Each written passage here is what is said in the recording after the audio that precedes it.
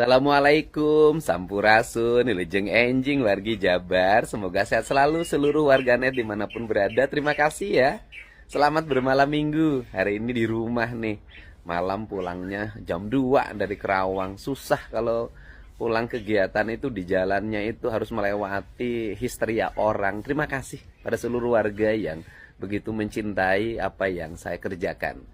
Dan hari ini banyak orang bertanya, Kang Deddy, kenapa sih kekeh nggak mau rapat di hotel-hotel untuk para pejabatnya dan para pegawainya? Kita tahu ya, Provinsi Jawa Barat itu terhampar kabupaten kota.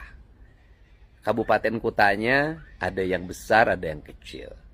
Dan kemudian siapakah sih yang harus mendapat perhatian utama di Jawa Barat itu adalah daerah-daerah yang fiskalnya sangat rendah.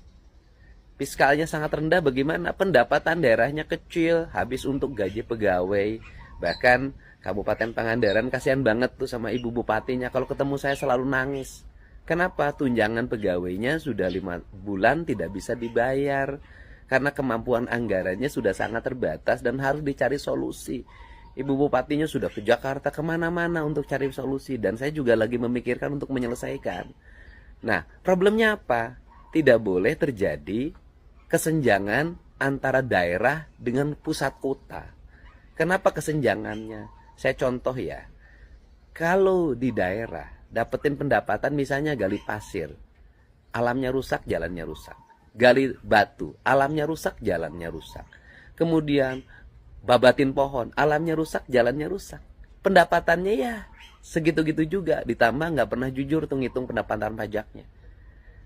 Tetapi di pusat kota yang hotelnya banyak, mereka mendapatkan uang itu relatif besar dengan turis segala macam, itu tinggi. Setelah itu tidak ada kerusakan apapun.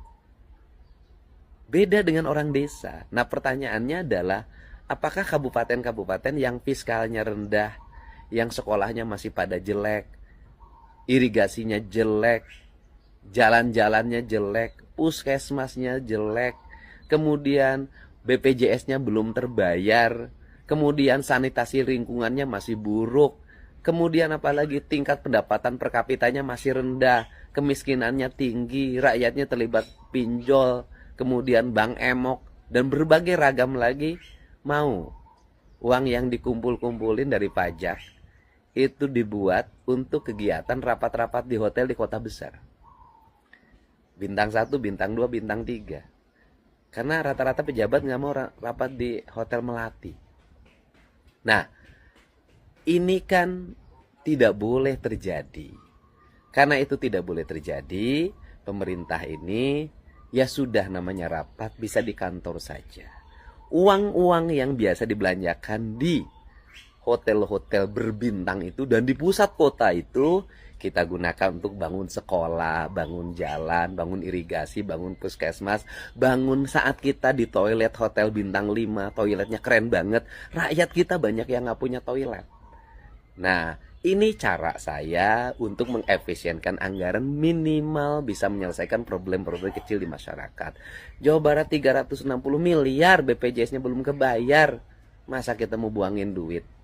Ya, untuk itu saya mohon maaf menjadi gubernur yang kekeh pada sikap-sikap saya demi kebaikan masyarakat. Dan saya pun mengajak para bupati, wali kota di seluruh Jawa Barat yang belum kaya-kaya amat, ia ngeluh-ngeluh ke saya karena dana fiskal daerahnya rendah. Yuk kita efisien. Jangan dulu berpesta kita di atas derita. Karena apa? Saya ini pengalaman lah, tahu kalau rapat-rapat di hotel itu, ya kan? Apa sih yang terjadi oleh kita? Penyelenggara rapatnya itu seringkali SPJ-nya, pertanggungjawabannya tidak sesuai dengan realisasinya yang digunakan. Kamar 5, ya kan? Yang dipakai 3, tahulah gitu.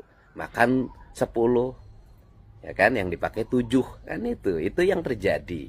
Nah, untuk itu mari kita bersama-sama mengefisienkan anggaran negara ini, khususnya para bupati wali kota di seluruh Jawa Barat, khususnya Pemprov Jabar, untuk kepentingan rakyat Jawa Barat dan untuk kemajuan daerahnya masing-masing.